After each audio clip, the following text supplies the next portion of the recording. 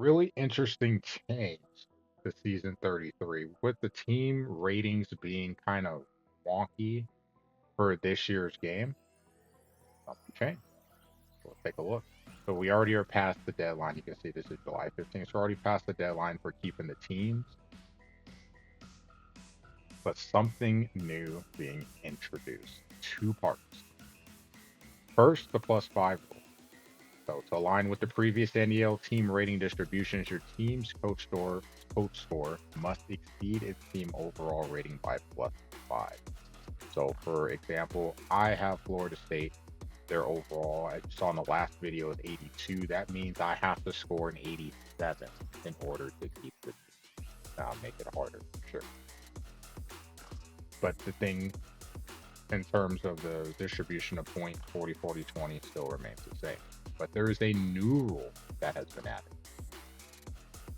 New rule: consecutive overall win goal misses equals resetting the bank. So for those that aren't familiar, if you keep a team, you're able to add your extra points to a bank that caps out at 5 overall points. So for Florida State last season, they had an 85. I scored over 100, so I can take 5 points and put in the bank. It only applies to keeping the team.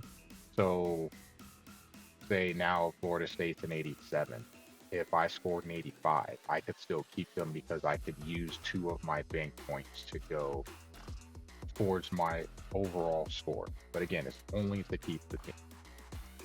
So if you fail to meet your win goal for 2 straight seasons, starting with this season,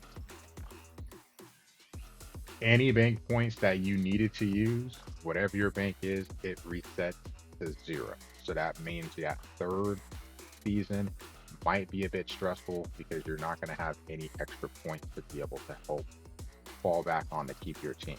But it only applies to your overall win goal. It doesn't apply to the conference goals, just the overall win goal. Now, with that said, a nice spreadsheet was released that we can take a look at here. So you see where everyone sits, every conference. These are what the ratings were for the teams based on, the release July 7th. And you can see every team now, which I think is kind of cool, minus Connecticut. Well, the independents don't really count for this. Back again, as they're in their own world as well. But every team has something for winning conference games that hasn't always been the case. So that's cool to see. And then a lot of teams have too. So the favorite, for example, the Mountain West, since I'm just right on it, is to win the conference championship. And then you have finished top 2, 3, 5, so on and so forth going down. And Sun Belt. These two teams are expected to play in a conference championship game, so basically win your division. Finish top 2 in a division, qualify for a bowl game, finish top 5, 7. So a lot going on to straight out qualify for the CFP. Notre Dame, Ohio State, Penn State. So you can see how it's going to be here. Qualifying for the CFP, then conference championship, then top, 2 through 6, 7, whatever. And then all the rivals are listed here too. So we can see everyone's rating. So again, we can go to Florida State and just look at mine. You can see that the overall is 82, offense and defense, where we sit in comparison to the other teams in the conference. So Clemson's still far and away the best team. Miami behind them, Duke and SMU tied for third, and then me for fourth. So somehow, in expectations, I'm fifth in terms of overall, tied with Louisville. We are aiming to finish top 4 in the conference. It's going to suck again for the conference commissioners to have to do tiebreakers, to have to drill down further as opposed to just say, hey, we just have to decide who's going to play for the conference championship. But it should make keeping teams a bit harder. have to work a little bit harder in the season success part. Obviously, you have to do the other things for participation, get good coach scores. But season success will definitely be interesting because I felt like there's teams I've had in the past where the conference goal was very easy.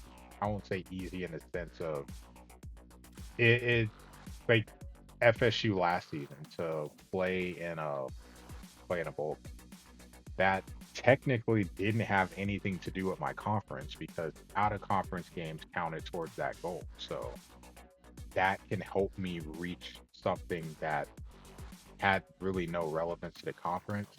Granted, you still have it with North Carolina and the other teams here in the 80s, but it's cool now because I have a full on conference goal, two parts. You need to finish top four, so 5 wins might not be enough to do that, or might. I doubt it, but it's no, it's possible.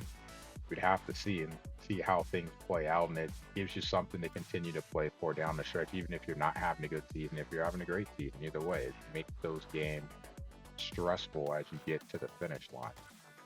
So I'm curious to see how things will look in terms of score distribution, in terms of season success in comparison to years past. And then if rating distributions overall get split over the course of this year's game, how this potentially could be adjusted. But it's going to make things very interesting. You can look at, for example, the Big Ten. Penn State and Ohio State, you got to score 93 in order to keep your team. Clemson, 93. That's a much like that's not a ton of wiggle room. Yeah, you can score over 100, but that doesn't give you a lot of space to work with. Going down to the SEC, Alabama, 94. Georgia, 93. A&M, 93. Florida, 91. Like these are really good teams here. So it should do two things. One, make it harder to keep the team. And two, probably means that coaches will get fired a little bit more frequently from top programs, allowing those teams to be in circulation or in upcoming drafts. So we'll see how things play out. Be very interesting.